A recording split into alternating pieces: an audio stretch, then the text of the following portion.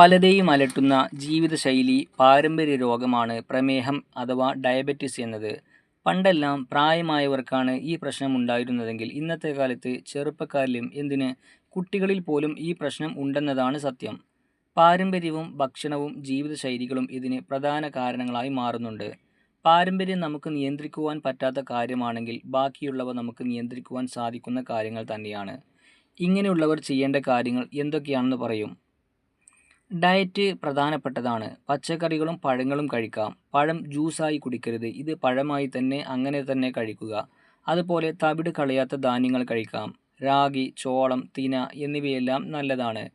പഴങ്ങളിൽ തന്നെ സിട്രസ് പഴവർഗ്ഗങ്ങളാണ് കൂടുതൽ നല്ലത്. കാർബോഹൈഡ്രേറ്റുകൾ കുറക്കുക. അതുപോലെ നട്ട്സ് കഴിക്കുന്നത് വളരെയേറെ നല്ലതാണ്. സാലഡുകൾ ഏറെ നല്ലതാണ്. രാത്രിയിൽ 7 മണിക്ക് ഡിന്നർ കഴിയുന്ന രീതിയിൽ വേണം ഭക്ഷണം കഴിക്കുവാൻ. പ്രമേഹത്തിന് പരിഹാരമാകുന്ന ചില വീട്ടുവൈദ്യങ്ങളുണ്ട്. ഉലുവ രാത്രിയിൽ കുതിർത്തി രാവിലെ ഈ വെള്ളം കുടിക്കണം. അതുപോലെ ഉള്ളിയും നല്ലതാണ്.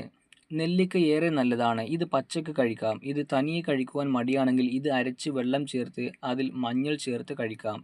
അരച്ചാൽ പിഴിയാതെ ഇരിക്കുന്നതാണ് നല്ലത്. ഇത് ഫൈബർ പോകാതിരിക്കുവാൻ നല്ലതാണ്. ഉപ്പ്, പഞ്ചസാര എന്നിവ ചേർക്കരുത്. അതുപോലെ നാരങ്ങാ വെള്ളത്തിൽ ചിയ സീഡ്സ് കലർത്തി കുടിക്കുന്നത് നല്ലതാണ്.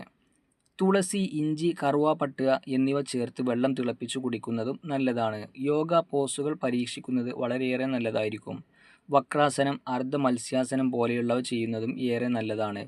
ഇതെല്ലാം ദിവസവും ചെയ്യുന്നത് സ്ട്രെസ് പോലുള്ള കാര്യങ്ങൾ കുറക്കുവാനും പ്രമേഹ നിയന്ത്രണത്തിനും സഹായിക്കുന്നുണ്ട്. ഉള്ളി പച്ചക്ക് കഴിക്കുന്നത് നല്ലതാണ്. ഇത് സാലഡ് രൂപത്തിൽ കഴിക്കാം.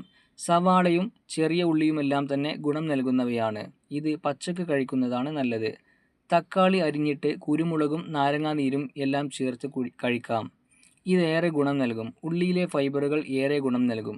രക്തത്തിലെ ഗ്ലൂക്കോസ് തോത് കുറക്കുവാനും ഏറെ നല്ലതാണ്. വീഡിയോ ഇഷ്ടമായി ലൈക്ക് ചെയ്യുക. ചാനൽ സബ്സ്ക്രൈബ് ചെയ്തിട്ടില്ലെങ്കിൽ സബ്സ്ക്രൈബ് ചെയ്ത് സപ്പോർട്ട് ചെയ്യുക.